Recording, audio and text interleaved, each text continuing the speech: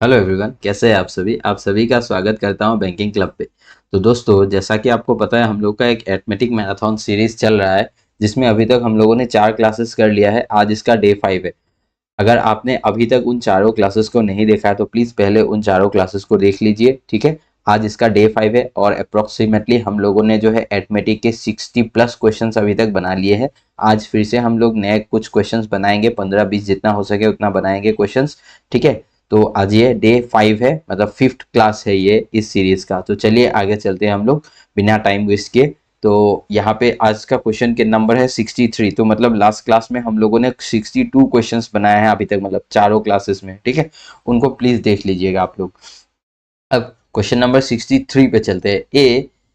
A can complete 1/3 of the work in x days and B can complete the work in 2x days. A and B together can complete the work in 108 by 5 days if the efficiency of C is 2 times more than the efficiency of A, then find the time taken by C alone to complete the work. ठीक है। तो यहाँ पे बोला गया A can complete 1/3 of the work in x days. देखिए, ए अगर 1/3 x days में करता है, x डेज में अगर 1/3 काम करता है, तो पूरा काम करने में उसको 3x डेज लगेगा। एक दिन एक्स डेज में 1/3 काम करता है, ठीक है। और फिर से एक्स डेज में 1/3 काम करेगा, और फिर से एक्स डेज में 1/3 काम करेगा। तो 1/3 1/3 1/3 तीन बार करने से काम कंप्लीट हो जाएगा, मतलब 3x डेज लगेगा। तो ए को कितना टाइम लगता है? ए को हम लोग मान लेते हैं 3x डेज लगता है पूरा काम को कंप्लीट करने में। और B can complete the work in 2x days. B को पूरा काम कंप्लीट करने में 2x डेज लगता है, ठीक है। अब ए और बी का एफिशिएंसी कितना होगा? 2 और 3 6x हो जाएगा। तो मतलब टोटल वर्क 6x हो जाएगा एलसीएम इनका।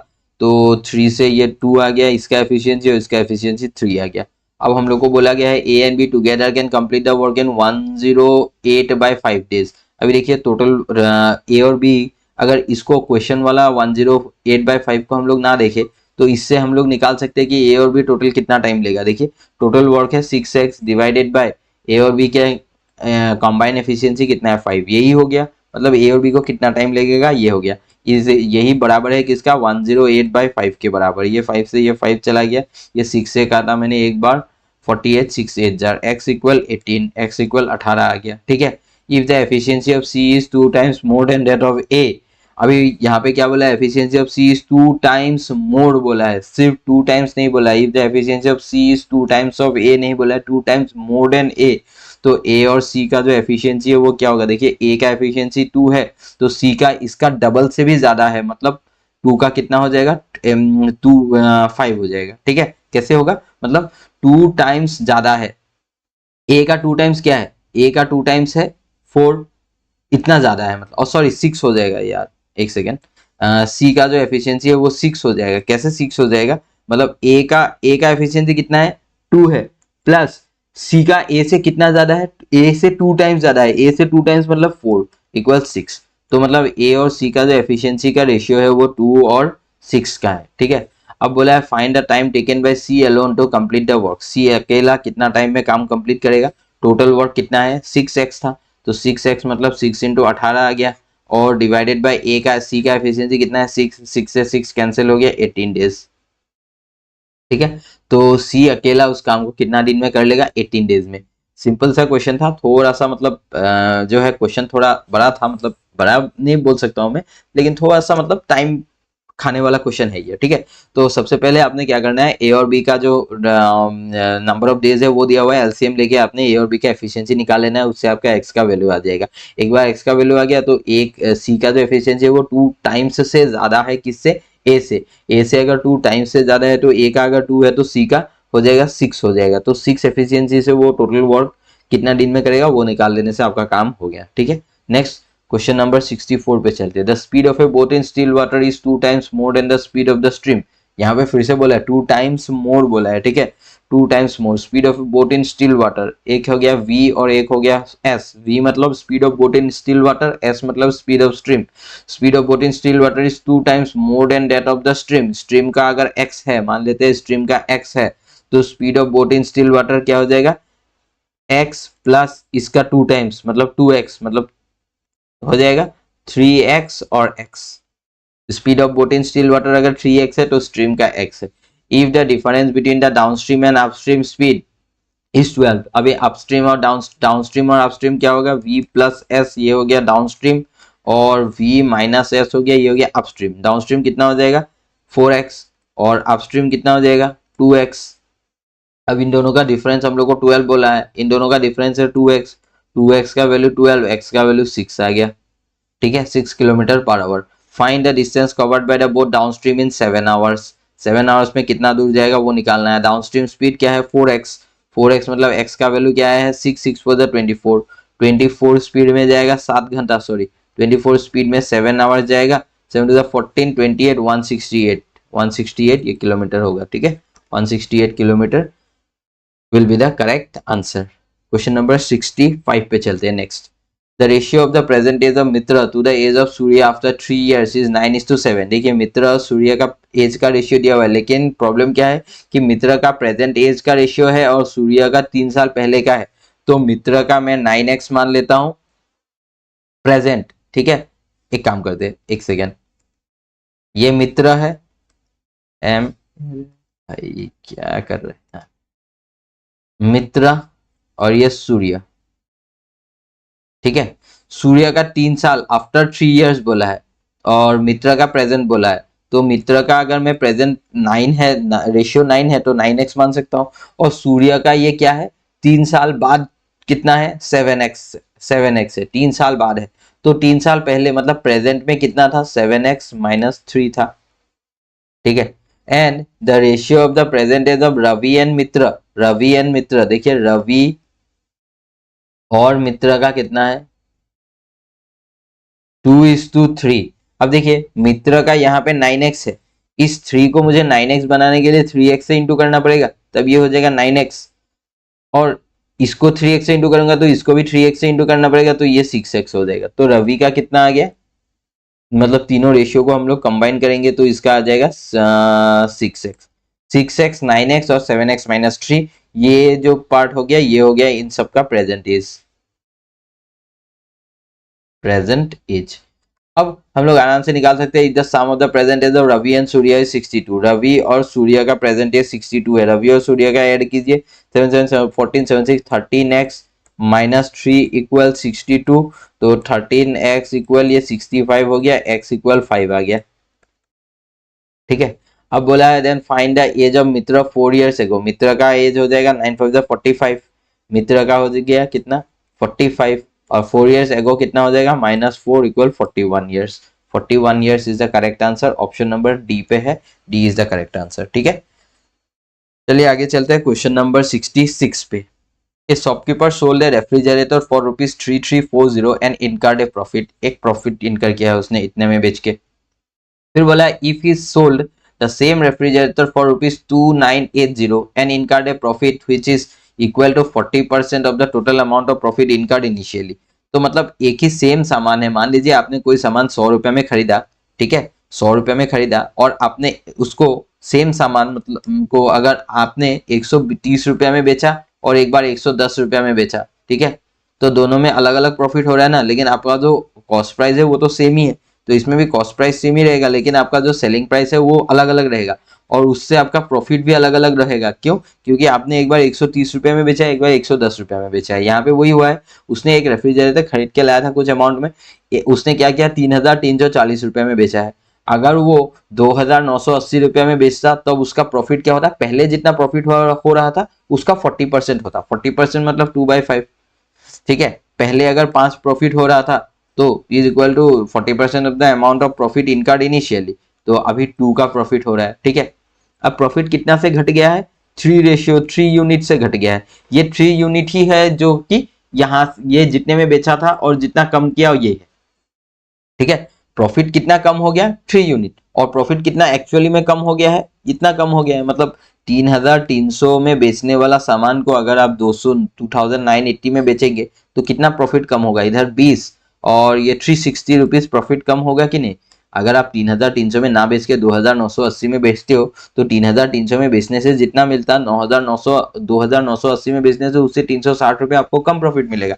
वही प्रॉफिट जो कम प्रॉफिट मिला है वो पुराना प्रॉफिट का 40% है, तो मतलब 3 यूनिट का वैल्यू हो गया हम लोग का 360, तो 1 यूनिट का वैल्यू हो गया हम लोग का 120, ठीक है। देन हम लोग को बोला है then find the cost price of the refrigerator. Cost price of the refrigerator निकालने के लिए सबसे पहले हम लोग क्या करेंगे, एक यूनिट 12 5 जा 60, टोटल प्रॉफिट कितना हुआ है वो निकाल लेंगे। यहाँ पे 12 5 जा 60, 600 रुपया प्रॉफिट हुआ है। ठीक है, ये प्रॉफिट हुआ है स्टार्टिंग में जब 3340 में बेचा है। तो 600 रुपया अगर 3340 रुपया में बेच के 600 रुपया प्रॉफिट आ रहा है तो 3340 में से 600 माइनस कर दीजिए तो आपको मिलेगा 0.472740, 2740 रुपया में मतलब आपका जो है कॉस्ट प्राइस है, ये सीपी है। ठीक है, उम्मीद है आप सबको समझ में आ रहा है। चलिए आगे चलते हैं क्वेश्चन नंबर 67 पे। अभी invested a certain some in simple interest eight 16% per annum for 5 years. 16% per annum for 5 years मतलब कितना हो गया, 80%। 80% मतलब 4/5, 4/5 हो गया। And after 5 years the total amount receive by अभी इज इतना। टोटल अमाउंट तो मतलब 80% मतलब 4/5, तो मतलब 5 रुपया अगर जमा किया था तो उसको 4 इंटरेस्ट मिला है, तो मतलब ओवरऑल कितना मिला है, 5 से टोटल अमाउंट 9 हो गया है, 5 से 9 हो गया है। ठीक है, अब हम लोग को बोला गया है if C invested ₹5,500 in simple interest at 16% per annum for 2 years, then the interest would become x rupees। अच्छा, तो इससे हम लोग x निकाल सकते हैं। देखिए 5,500 रुपया अगर 16% के लिए 2 साल के लिए तो मतलब 32%, 32% 5,500 तो 32 इंटू 55 कर दीजिए, कितना आ जाएगा हम लोगों का 11। अगर 5 यहाँ से निकाल दो 160 इंटू 11, 0, 11 6 66 का 6, 6 11 1 11 6 17 1760 रुपीज उसका जो है क्या आ गया है, इंटरेस्ट आ गया है। यही क्या है, एक्स का वैल्यू है, ये क्या है एक्स। अब हम लोग इस वैल्यू को निकाल सकते हैं, एक्स जब हम लोग को आ गया तो टोटल अमाउंट उसको जब 16% 5 साल के लिए जब उसने पैसा इन्वेस्ट किया था तो उसको टोटल अमाउंट कितना रिटर्न मिला था, 7 इंटू 1760 प्लस 280। अब इसका कैलकुलेशन जल्दी करेंगे, कितना आ जाएगा, 7,000 और फिर 7 7 49, 4,900, 7,000 और 4,000 11,000, 7 7 49, 4,000 11,900, 11,900 और 7 6 42, 420, 11,000, 12,420, नहीं 0 2 9 4 13, 1 1 2, हाँ 12,320, 1 2 3 2 0 प्लस 280, 280 करेंगे 200 300 500 और 600 तो 12,600 आ जाएगा। तो मतलब ये जो अमाउंट उसको पहला केस में मिला है कि 16% पर एनम 5 साल के लिए, वो अमाउंट कितना है 12,600। वही अमाउंट किसका रेशियो में बराबर है, 9 रेशियो का बराबर है। ठीक है, 12,600 कैसे बराबर हो गया 9 रेशियो का, क्योंकि हम लोग को पता है कि 16% 5 साल के लिए मतलब 80%, 80% मतलब 4/5, 4/5 मतलब 5 रुपया अगर इन्वेस्ट कर रहा है तो 4 रुपया उसको इंटरेस्ट मिल रहा है। 5 रुपया इन्वेस्ट कर रहा है, 4 रुपया इंटरेस्ट मिल रहा है, तो मतलब प्रिंसिपल तो मिलेगा ही ना, साथ में 4 इंटरेस्ट मिल रहा है तो 5, ये 9 में क्या है 5 + 4 मतलब ये प्रिंसिपल है, ये इंटरेस्ट है, तो टोटल अमाउंट हो गया ये। और टोटल अमाउंट हम लोग को 12,600 क्वेश्चन में बताया गया है, अभी हम लोगों ने निकाला है। 9 1 जा 9, 36, 9 4 जा 36, 0 0 तो 1,400 हो गया। फाइंड अभी इनिशियल इन्वेस्टेड, फाइंड द सम अभी इनिशियली इन्वेस्टेड, तो एक रेशियो का वैल्यू आ गया 1,400 तो 14 5 जा 70, 7,000 आ जाएगा initial investment. Initial investment 7,000, option A is the correct answer. ठीक है, आगे चलते हैं हम लोग क्वेश्चन नंबर 68 पे। अपना spend Anna spend 20% of her income on rent, 35% of the remaining on food, 75% on the amount of transport and the remaining is demand income 20% increase find है। बहुत सिंपल क्वेश्चन है, 20% इनकम और सब में remaining लगा हुआ है तो डायरेक्टली हम लोग सक्सेसिव केस लगा सकते हैं। 20% स्पेंड करते हैं मतलब 1/5, 35% मतलब 7/20 और ये हो गया 75% मतलब 3/4।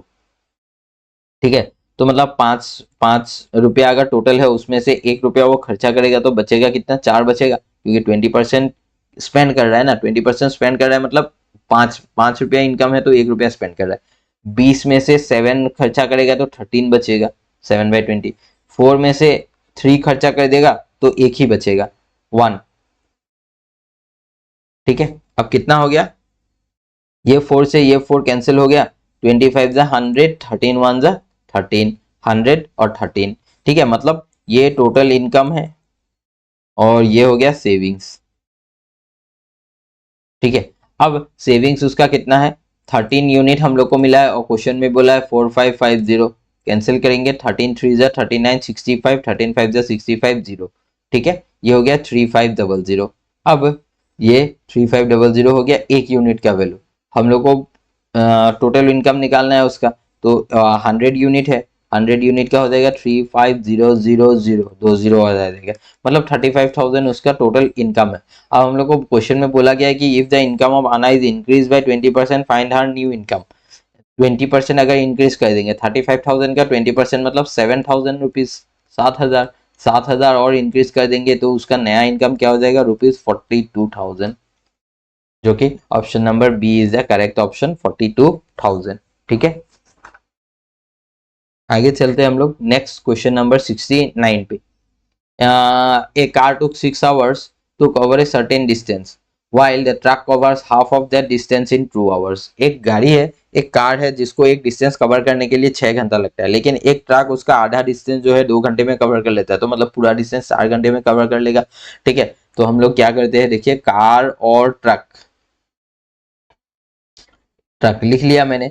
अब यहाँ पे हम लोग को बोला गया है कि if the speed difference between the car and the truck is 25 kilometre, find the distance covered by the truck in 5 hours.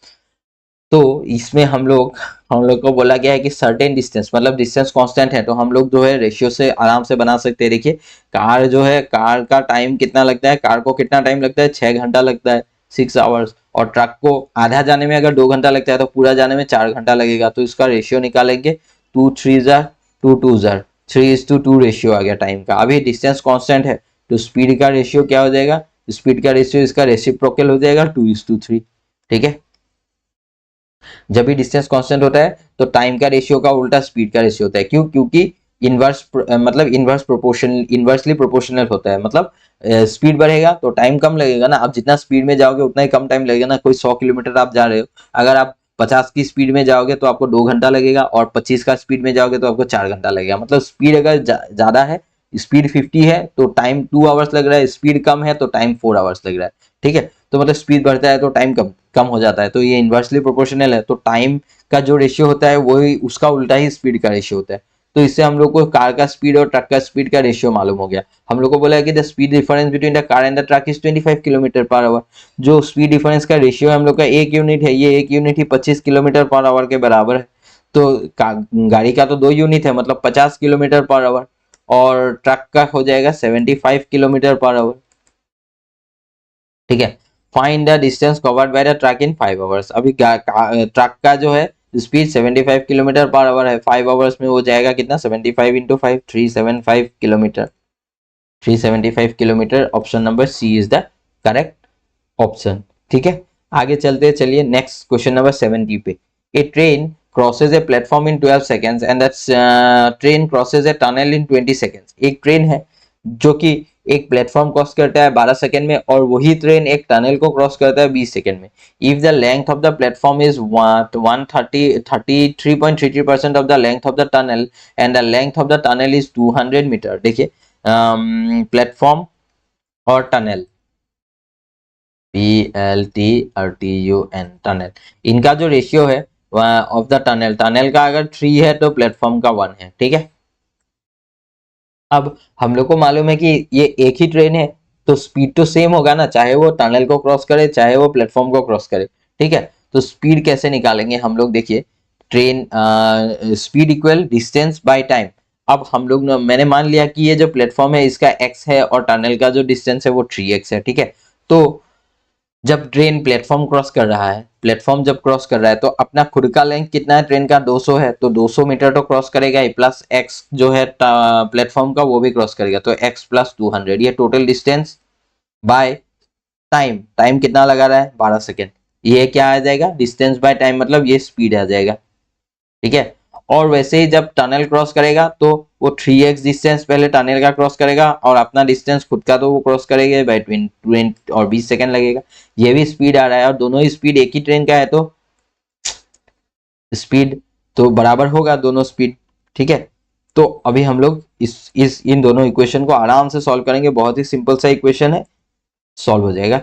4 से कैंसिल करेंगे 3 टाइम्स, 4 से कैंसिल करेंगे 5 टाइम्स, 5x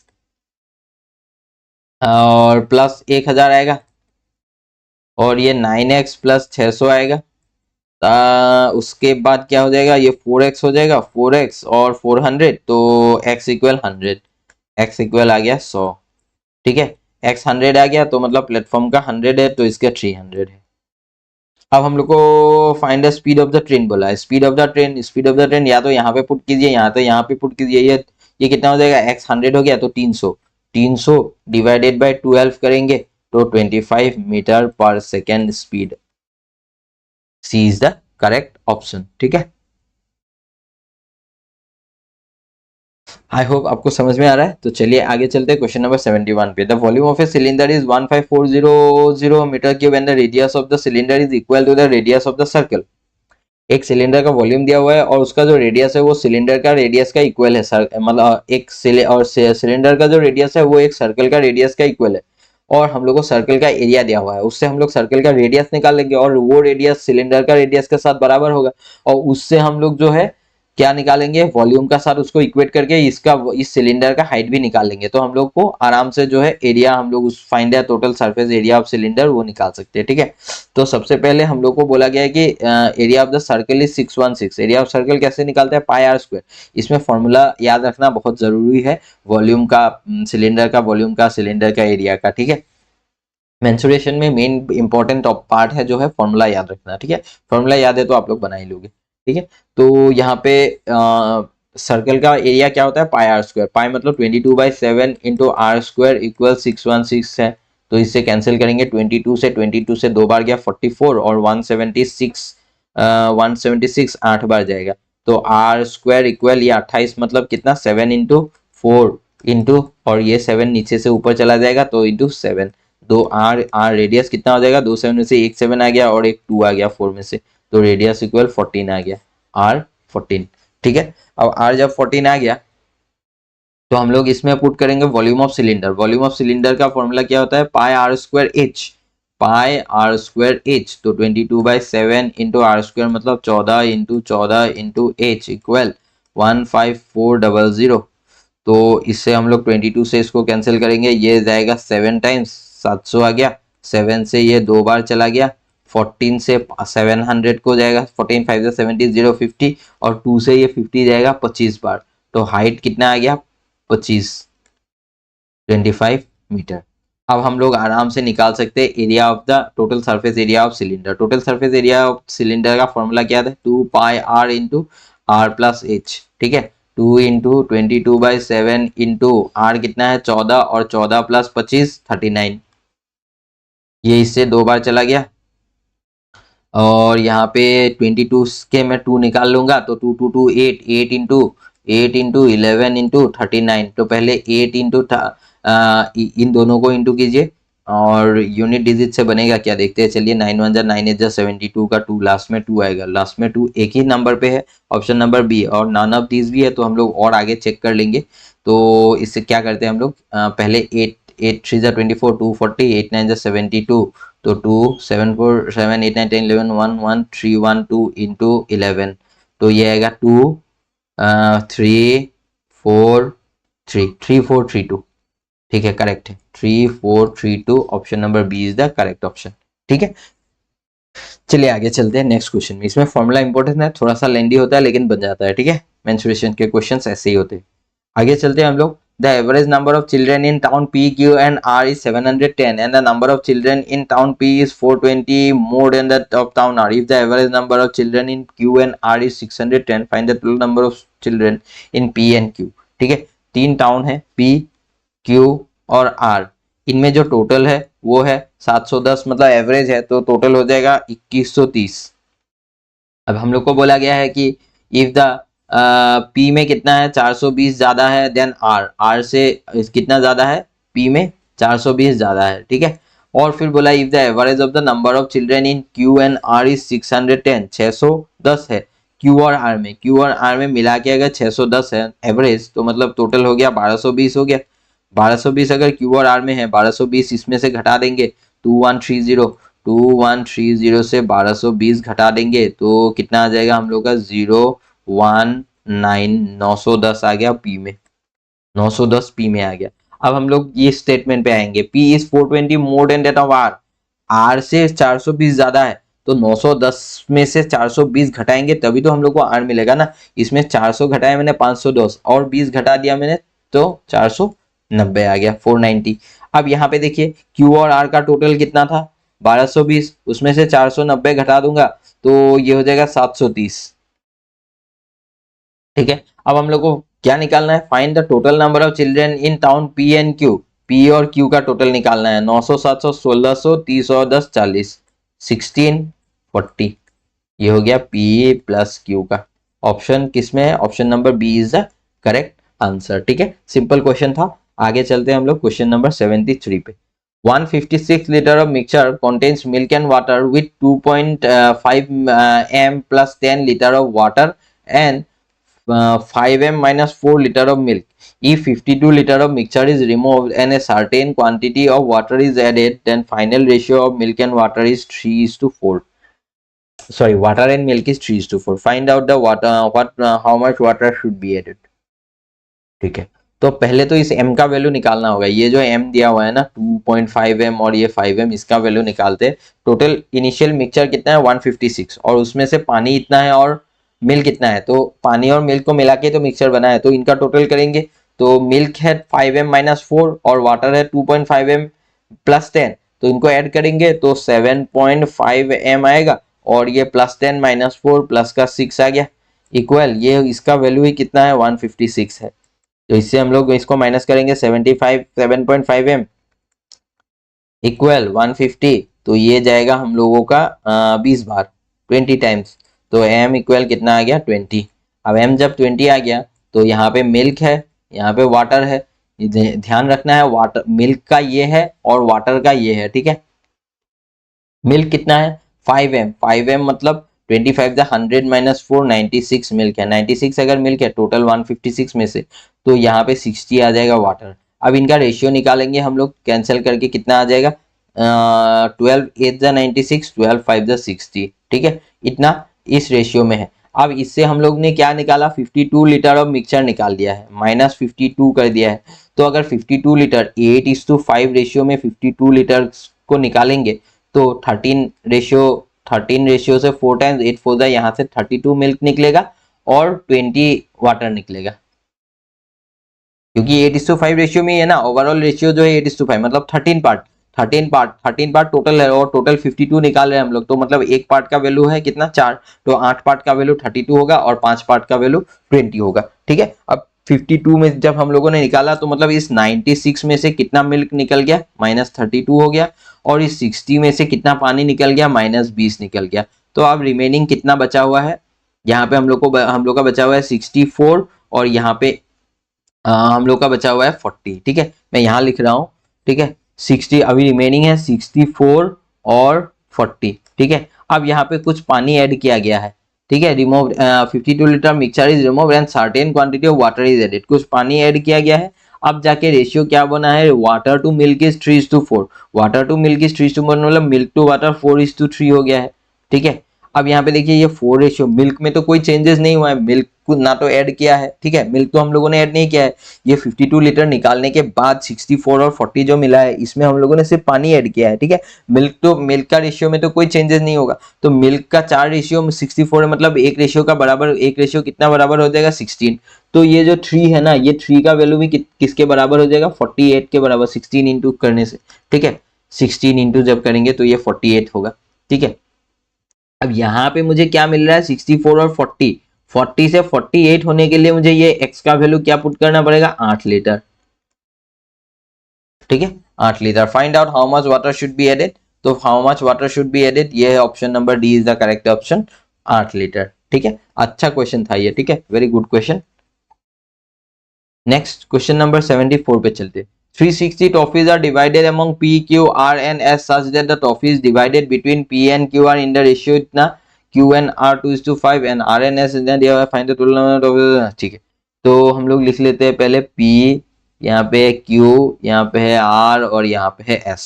तो ये हम लोग सीखेंगे कि रेशियो को कैसे कंबाइन करते हैं। इसमें हम लोग को प्लॉट मेथड आना चाहिए। ठीक है, सबसे पहले हम लोग को दिया हुआ है P और Q का जो है रेशियो, P और Q का रेशियो है 2:3। नेक्स्ट क्यू और आर का रेशियो दिया हुआ है, क्यू और आर का रेशियो दिया हुआ है 2:5, 2:5, और एन आर और एस का दिया हुआ है 3:4।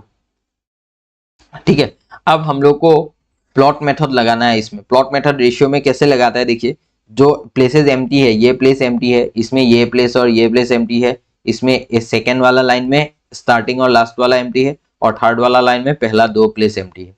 ये जो एम्प्टी प्लेसेस होता है ना, इन पे हम लोग को कुछ पुट करना होता है, तभी हम लोग पी क्यू आर एस का एक रेशियो निकाल सकते हैं। पी क्यू आर एस का मतलब एक कंबाइंड रेशियो निकाल सकते हैं। तो कैसे निकालते हैं, क्या करना होता है, जो पी और क्यू का है ना, ये 3 है ना, पहला लाइन देखिए, इस लाइन को देखिए, 2:3 है, 3 है, ये ब्लैंक में हम लोग को क्या लिखना है, जो ये सामने में है ना वही लिख देना है, 3 और 3। अब ये सेकेंड लाइन को देखिए, 2 और 5 है, ये 2 का आगे ब्लैंक है तो 2 आएगा, मतलब जो नंबर रहता है उसका आगे ब्लैंक रहता है तो वही नंबर आ जाता है, और ये 5 है तो 5 का पीछे ब्लैंक है तो 5 ही आ जाएगा, 3 का आगे ब्लैंक है तो 3 आ जाएगा, इस 3 का आगे फिर से 3 आ जाएगा। ठीक है, मतलब कोई भी नंबर है उसका आगे या पीछे अगर ब्लैंक है तो वो जो नंबर है वही आ जाता है। ठीक है, अब इसको मल्टीप्लाई करते हैं, नहीं तो आप कैंसिल भी कर सकते हो, सब में कोई कॉमन दिख रहा है, 2 2 2 नहीं है, इसमें नहीं, 3 3 3 3, एक 3 तो सब में कॉमन है, तो कैंसिल हम लोग कर सकते हैं एक 3 को, इस 3 को कैंसिल करेंगे, इस 3 को कैंसिल करेंगे, यहाँ से इस 3 को कैंसिल करेंगे, यहाँ से इस 3 को कैंसिल करेंगे। ठीक है, तो 2 2 जा 4, 2 3 जा 6, 5 3 जा 15, 5 4 जा 20। तो पी क्यू आर एस का रेशियो कितना आ गया, 4 6 15 20। अब हम लोग को बोला गया है कि ये जो टोटल ट्रॉफीज है 360 है, तो टोटल रेशियो नंबर में कितना है, देखिए 10 30 45, 45 यूनिट ये टोटल है। ठीक है, ये 45 यूनिट ही किसके बराबर है, 45 यूनिट है 360 के बराबर। तो 90 से 4 बार जाता है तो 45 से 8 टाइम्स जाएगा, एक यूनिट का वैल्यू आ गया 8। हम लोग को निकालना है find the total number of trophies receive by Q और आर। क्यू और आर का टोटल नंबर ऑफ ट्रॉफीज कितना है, 21, 21 यूनिट इक्वल कितना हो जाएगा, ए एक यूनिट का 8 है तो 21 यूनिट का 8 into 21, 168, 168 is the correct answer, option number C. ठीक है, आई होप आपको समझ में बहुत बढ़िया से आ रहा है। नेक्स्ट क्वेश्चन नंबर 75 पे चलते हैं। 5 year hence the age of A B and C is 20 years. A B और सी का जो एज है 5 ईयर्स बाद है, एवरेज एज 60 ईयर्स है, तो अभी present age A plus B plus C का कितना हो जाएगा, तीनों का मतलब 5-5 साल कम कर दीजिए तो 15 साल, तो अभी मतलब 5 साल बाद अगर एवरेज 20 है तो 60, तो मतलब अभी का प्रेजेंट एज उनका तीनों का सम करने से 45 होगा। 3 years ago the average age of B C D is 33 years. 3 years ago 3 साल पहले बी सी डी का एवरेज कितना था, B plus C plus D का एवरेज 33 था। ठीक है, 3 साल पहले, तो अभी तीनों में 3 साल 3 साल 3 साल 9 साल ऐड हो जाएगा, 9 साल ऐड हो जाएगा, एवरेज अगर 33 है तो 99 में 9 और जोड़ेंगे, तो मतलब 3 साल पहले इनका एवरेज 33 था, तो सम कितना था 99, और ये कब का था, 3 साल पहले का था। अब 3 साल बाद ये भी 3 साल बढ़ गया, ये भी 3 साल बढ़ गया, और ये भी 3 साल बढ़ गया, बी भी बढ़ गया, सी भी बढ़ गया, डी भी बढ़ गया, तो मतलब 9 और एज बढ़ गया, तो अभी प्रेजेंट सम कितना है इनका 108। तो B plus C plus D कितना है 108 है। If the sum of the present age of A and D is 83, A और डी का प्रेजेंट एज कितना है 83 है, ए प्लस डी कितना है 83। Find then find the age of D 5 years ago। अच्छा, तो इससे हम लोग क्या करेंगे, देखिए इन दोनों इक्वेशन को अगर घटा देते हैं, माइनस कर देते हैं, क्या आ जाएगा हम लोग को, B plus C plus D minus इस, ये इक्वेशन ये 2 है मान लीजिए, ये 1 है, समझाने के लिए मैं दे रहा हूँ। ठीक है, ऐसे तो इसको 2 से 1 को माइनस करेंगे, माइनस ए माइनस बी माइनस सी इक्वल 108 माइनस 45। ये बी से ये बी चला गया, ये सी से ये सी चला गया, ए माइनस डी माइनस ए मिल गया हम लोग को, डी माइनस ए इक्वल ये 45, 55 और 8 कितना आ जाएगा, 63 आ जाएगा। ठीक है, अब डी प्लस ए या ए प्लस डी एक ही बात है, डी प्लस ए है 83 और डी माइनस ए है कितना 63, तो ए कैंसिल हो गया, 2d इक्वल ये हो जाएगा 6 8 8 6 14 146। तो इससे हम लोग कैंसिल करेंगे तो हम लोग को कितना मिलेगा, d का वैल्यू मिलेगा 73।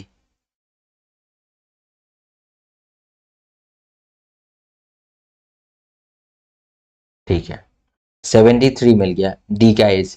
ठीक है, डी का एज 73 आ गया। अब हम लोग को निकालना है find the age of D after 5 years ago, sorry 5 years ago. D का अभी का अगर 73 है तो 5 ईयर्स एगो 68 होगा।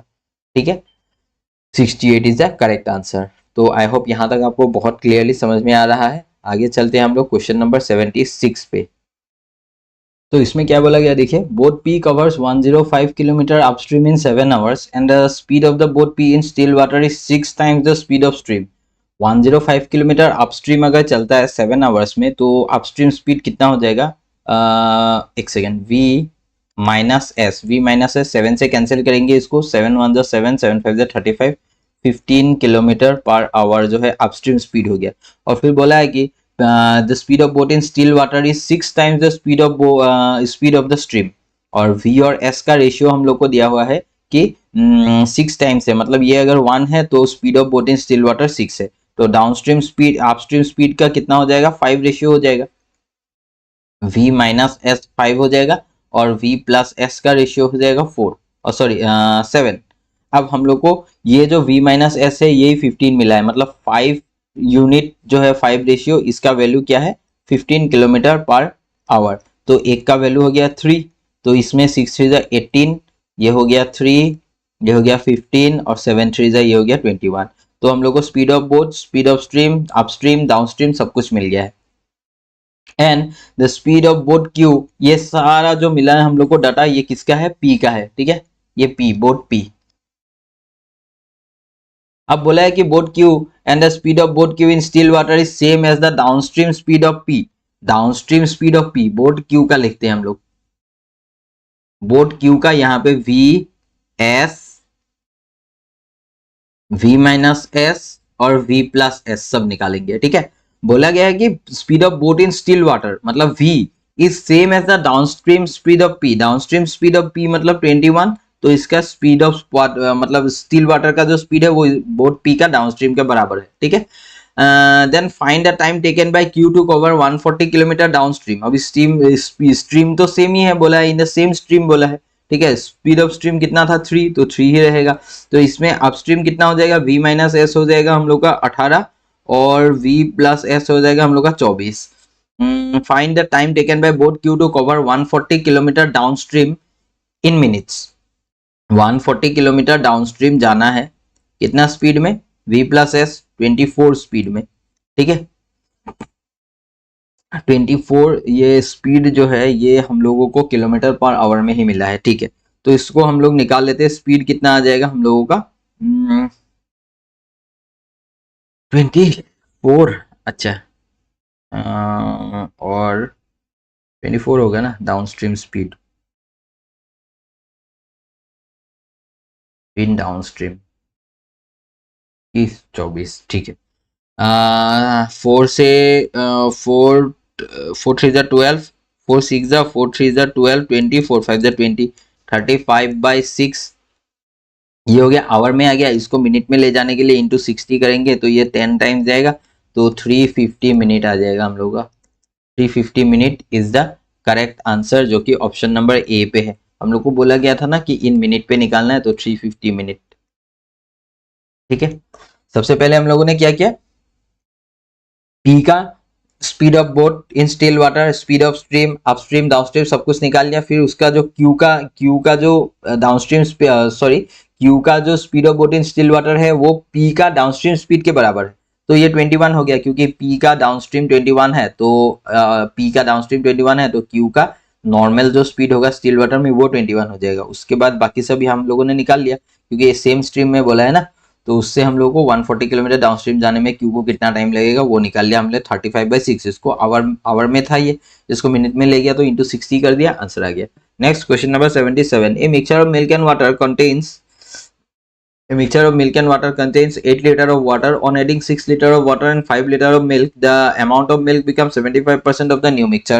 If now 12 liters of mixture is removed, then find the quantity of milk in the final mixture. ठीक है, एक मिक्सचर है मिल्क और वाटर का, and milk and water contains 8 litre of water, 8 litre पानी है, मिल्क मान लीजिए x है। On adding 6 litre of water and 5 litre of milk, on adding 6 litre of water and 5 liter of milk,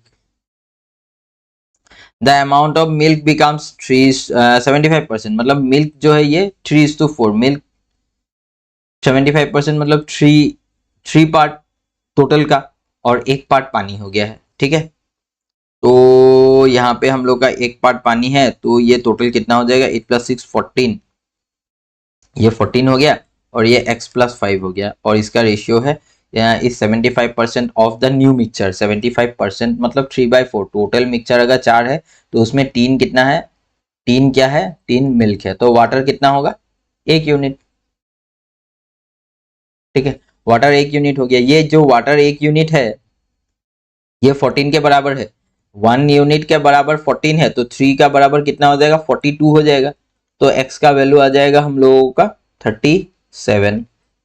तो मतलब initially milk कितना था, 37। अब बोला गया है नाउ, तो हम लोग निकाल लिख लेते हैं पहले, मिल्क और वाटर का जो क्वांटिटी था वो 37:8 था। ठीक है,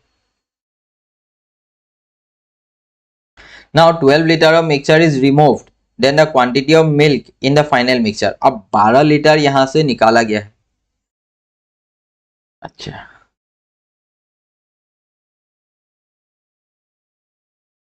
3:1।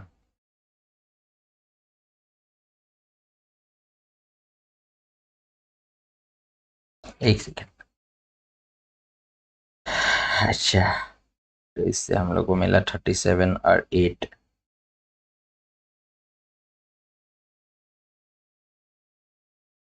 14 3 42, 5 चला गया तो 37।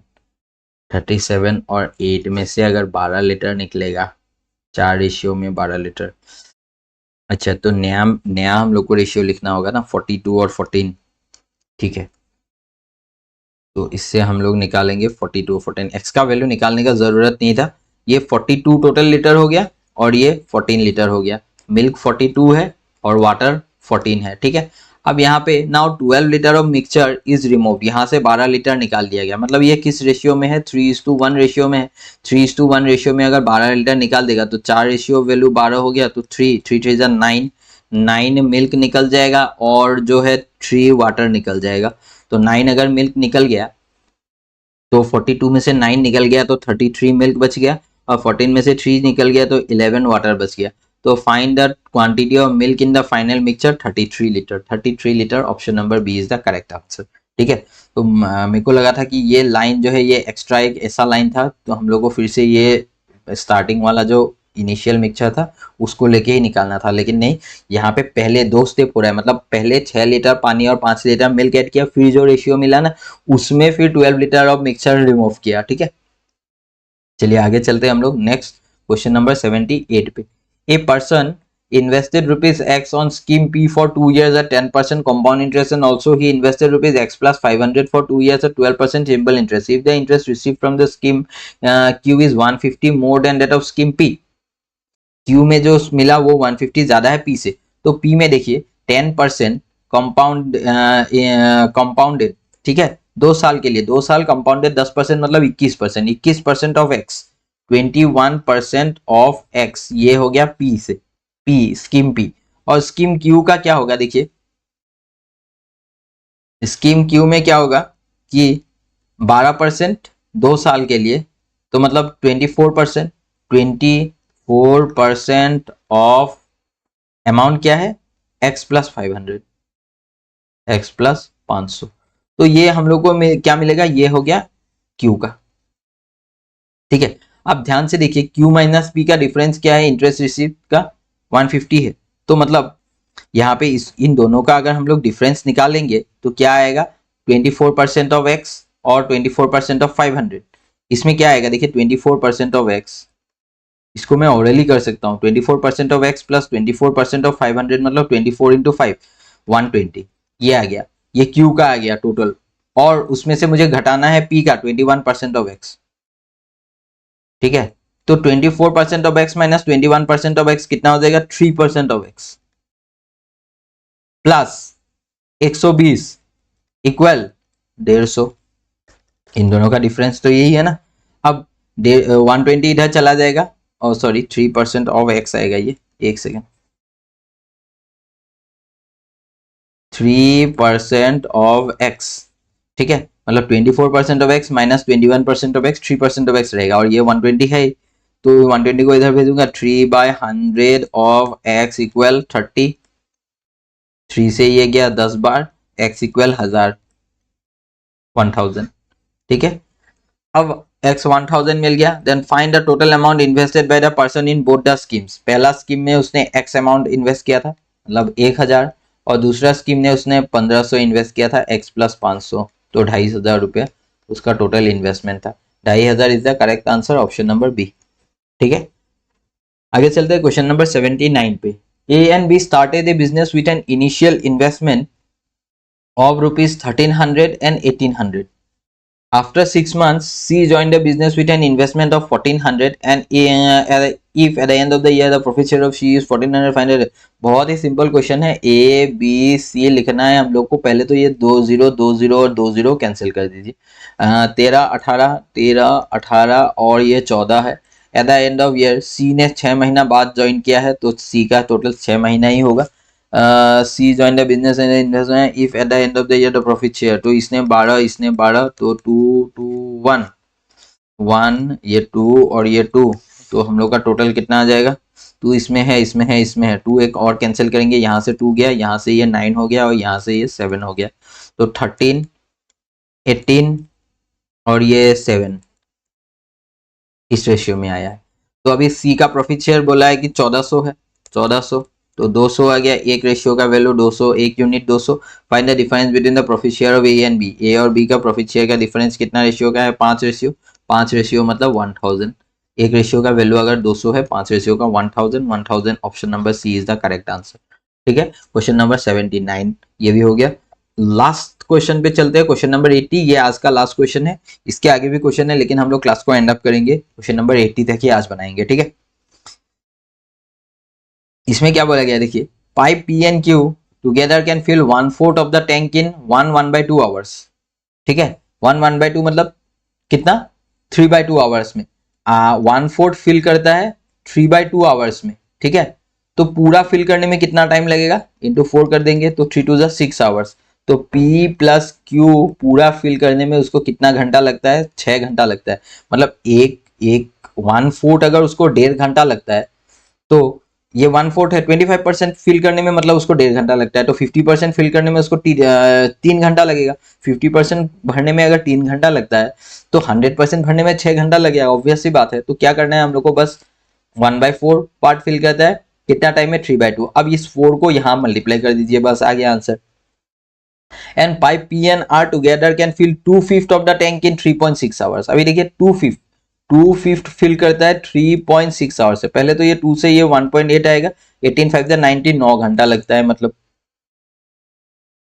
P प्लस R को लगता है 9 घंटा, ठीक है।